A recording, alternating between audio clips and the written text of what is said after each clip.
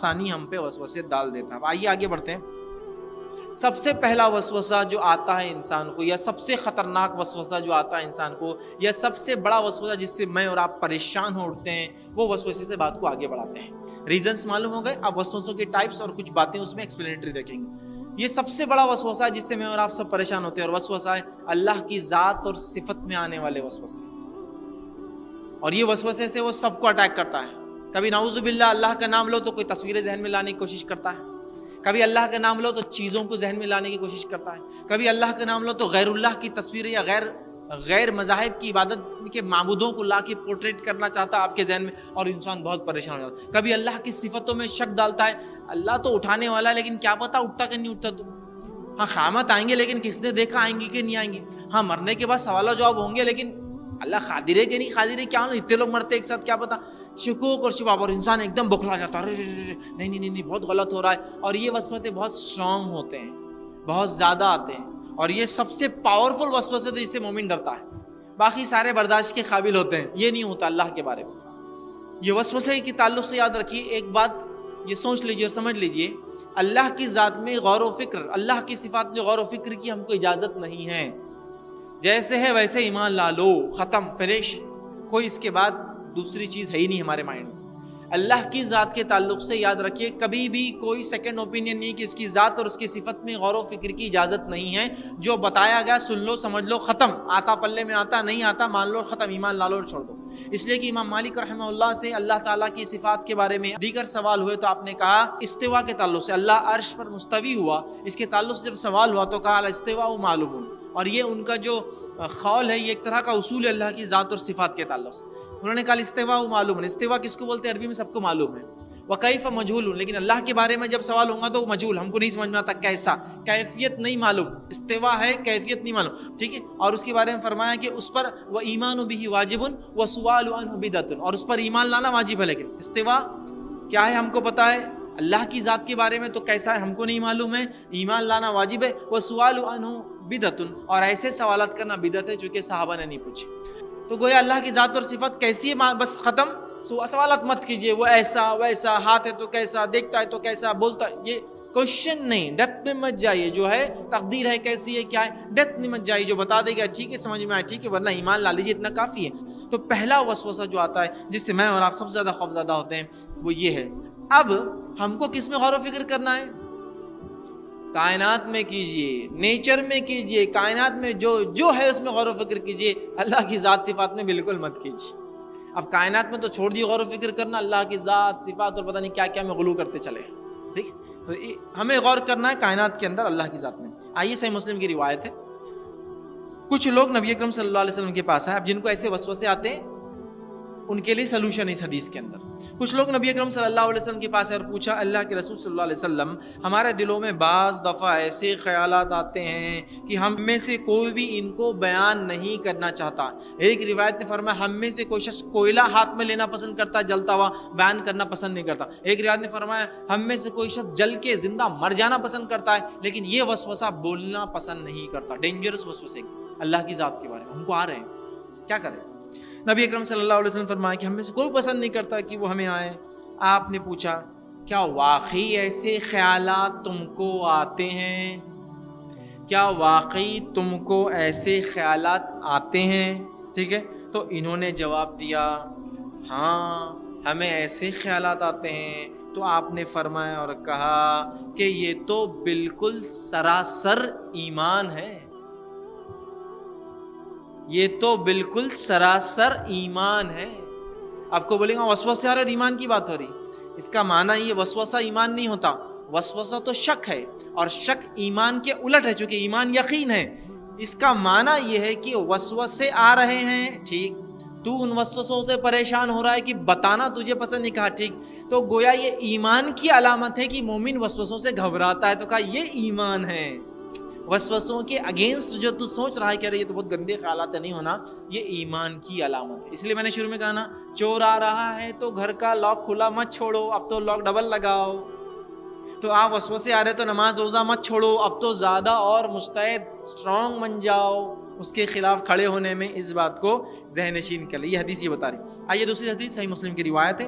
آپ صلی اللہ علیہ وسلم سے سوال کیا گیا وسوسہ کیا ہے, تو آپ نے فرمایا یہ خالص ایمان ہے. مطلب وسوسہ ایمان نہیں ہے, وسوسہ جو آتا ہے وہ خالص ایمان کی علامت ہے, اور وسوسہ آنے کے بعد مومن کی گھبراہٹ کہ اس کا ایمان نہ چلے جائے یہ ایمان کی علامت ہے. یہاں بھی حدیث واضح ہوگی. تو وسوسے سے بھاگو مت, ڈرو مت. ٹھیک ہے.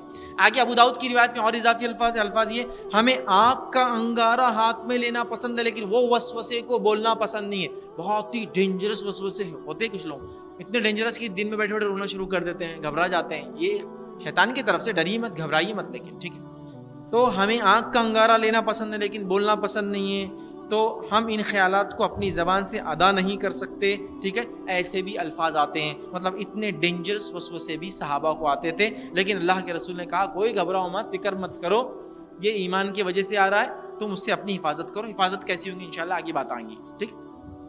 اس طرح ابن حبان کی روایت میں عائشہ رضی اللہ عنہا فرماتی ہے اور کہتی ہے بلا شبہ شیطان تم میں سے کسی ایک کے پاس آتا ہے.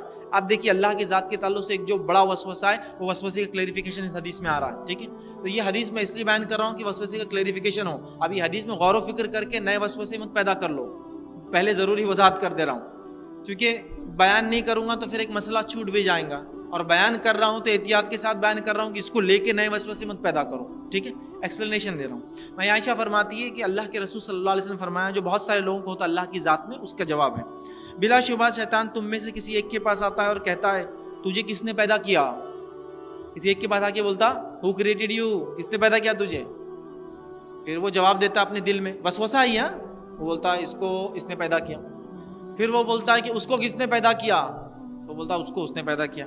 پھر وہ پوچھتا ہے شیطان تجھے کس نے پیدا کیا, وہ کہتا ہے اللہ نے. شیطان پھر کہتا ہے زمین و آسمان کو کس نے پیدا کیا, وہ کہتا ہے اللہ نے. پھر شیطان کہتا ہے اللہ کو کس نے پیدا کیا. ٹھیک ہے, تو جو کوئی اس طرح کی بات پائے اسے فوراً کہنا چاہیے. ٹھیک ہے, تو جو کوئی جس کو شیطان ایسا بہکائے کہ اللہ کو کس نے پیدا کیا, اس نے فوراً کہنا چاہیے آمنت باللہ ورسولہ. یہ اس کی دعا ہے, آمنت باللہ ورسولہ, ایمان لا اللہ پر, اس کے رسول پر, جو انہوں نے بتایا بس ختم, مجھے شیطان کے جواب دینے کی ضرورت نہیں ہے, کیونکہ شیطان کیا کرا, اللہ کو کس نے پیدا کیا. اب اس کا لاجیکل ایکسپلینیشن دے رہا ہوں صرف سمجھنے کے لیے, اپنا کوئی منطق اور خیاس نہیں لڑا رہا ہوں, صرف سمجھنے کے لیے. اگر کوئی یہ کہے کہ اے کو کس نے پیدا کیا, کوئی کہیں گا بی نے, چلو ٹھیک. بی کو کس نے پیدا کیا, کوئی کہیں گا سی نے, چلو ٹھیک. سی کو کس نے پیدا کیا, تو کوئی کہیں گا ڈی نے, چلو ٹھیک. لیکن کوئی نہ کوئی تو ایک ہوگا نا جس کو کسی نے پیدا نہیں کیا, وہی اللہ کی ذات ہے. آپ کہے کہ اس کو کس نے پیدا کیا, تو اس نے کیا, اس کو کس نے, اس کو کس نے, سائیکل کہیں نہ کہیں جا کے تو فل سٹاپ ہوں گی, سم تھنگ تو ہوں گی, کچھ نہ کچھ تو ہوگا جو سب سے پہلے ان کریٹڈ, ان بورن ہوگا, بغیر پیدا کیا گیا, بغیر کسی کے بنایا ہوا ہوگا, اور وہی ذات کو اللہ کہتے ہیں. تو وسوسے کا لاجیکل جواب بھی دے دیا, اور حدیث میں دعا بھی بتا دیا آمنت باللہ ورسولہ, فنش, ختم. اب کوئی سوچنے کی ضرورت نہیں, ہمیں کو ڈر لگ رہا, ہمیں کو ایسے خیالات آ رہے, فلاں ہو رہے. شیطان کی طرف سے ہٹا لیے اس کو اپنے سے دور, اللہ اور رسول پہ ایمان کی بات کیجیے اور آگے بڑھ جائیے. ہو گیا یہ, تو یہ بڑا وسوسہ ہوتا ہے. ٹھیک ہے, اب اس وسوسے کا علاج کیسا کرے, چونکہ اسپیشل وسوسہ تھا, اس کا علاج یہیں رکھ دیتا ہوں میں, باقی سارے وسوسوں کا علاج آخر میں ایک ساتھ رکھوں گا, چونکہ عقیدے کے بارے میں, باقی سارے اعمال کے بارے میں, عبادات کے بارے میں. تو پہلا اس وسوسے کا علاج میں اور آپ کیسا کریں گے, اس کا ہم قرآن حدیث سے دیکھتے ہیں. پہلا آمنت باللہ ورسولہ, یہ دعا پڑھیں گے.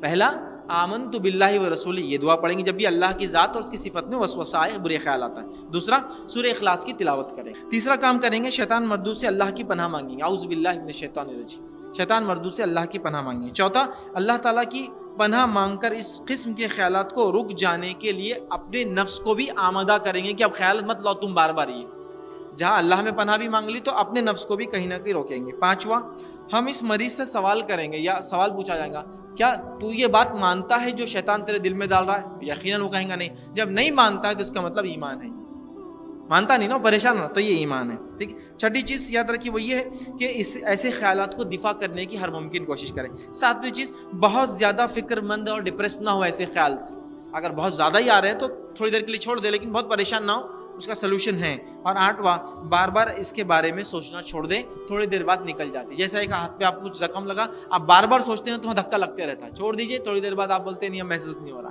کچھ چیزیں ہوتی ہے تو شیطان کو جتنا آپ سوچ رہے ہیں وہ اتنا آپ کو تکلیف دے رہا ہے, تو یہ اس کا ایسے وسوسے کا علاج تھا. اب آئیے, وسوسے نیک لوگوں کی آزمائش ہے, وسوسے نیک لوگوں کی آزمائش ہے، نیک لوگوں کو شیطان وسوسوں کے ذریعے جو ہے آزماتا ہے، اس بات کو آپ جان لیں، ٹھیک ہے۔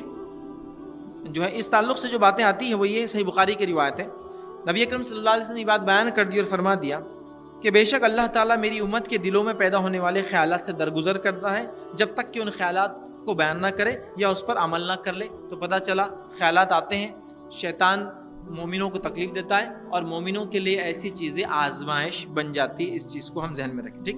اب ہم دیکھتے ہیں کہ کبھی کبھار جو شیطان جو ہے بندے کے دل میں اللہ کے تعلق سے بدگمانی ڈالتا ہے اور یہ بدگمانی کے ذریعے وسوسے شروع کرتا ہے۔ بدگمانی کیسی؟ اللہ تجھے کبھی نہیں بخشیں گا، ارے تیرے دل میں تو ایمان ہی نہیں ہے کہ تو تیرے کو وسوسے نہیں آ رہی، ابھی حدیث سنا نا تو نے ایمان سے وسوسے آتے ہیں، تیرے دل میں تو ہے نہیں، کبھی تیرے کو وسوسہ نہیں آیا، ٹھیک ہے۔ اسی طرح جو ہے تیری موت جو ہے کفر پہ ہونے والی ہے، خاموخواہ ڈال رہا ہے، تیری موت دیکھ کفر پہ ہونے والی، تو تب عبادت کر لے، تو مرے گا تو کافر ہی مرے گا، اب آدمی گھبرا رہا ہے۔ اسی طرح کبھی وہ کرتا ہے تیری توبہ اللہ قبول ہی نہیں کرتا، آدمی بولتا نہیں کرتا، کرتا ہے تو پھر کہاں ہے اس کا ریسیپٹ، کہاں ہے جواب، کہاں ہے اس کا؟ آدمی بولا ارے کیسا معلوم کروں میری توبہ قبول ہی نہیں ہوئی، ٹھیک ہے۔ اسی طرح کرتا ہے تیری اطاعت اور بندگی کا تیرا کیا فائدہ، اگر وہ نوٹ نہیں ہوا تو آخر میں اگر اللہ نے بول دیا تو نے کچھ نہیں کیا تو کیا کریں گا؟ یہ ساری چیزیں نا امیدی والی بڑھتا ہے۔ ارے تو نے کب سے دعائیں مانگی؟ ہاں بہت مانگی نا، سنا کہ اللہ نے ایک بار بھی، کئی کو چکر میں جا رہا ہے، یہ نہیں سنتا اللہ، ٹھیک ہے، اس کے لیے تو کفر کر، بدعت کر، جب سنیں گا تیری بات۔ تو اس طرح کی نا امیدیاں اللہ کے تعلق سے ڈالتا ہے، یاد رکھیے۔ اسی لیے پہلی چیز وسوسوں میں مبتلا لوگ اور عام لوگ اللہ کے تعلق سے حسن ظن، اچھا گمان رکھیں، تو وسوسے بہت حد تک کنٹرول ہو جاتے ہیں۔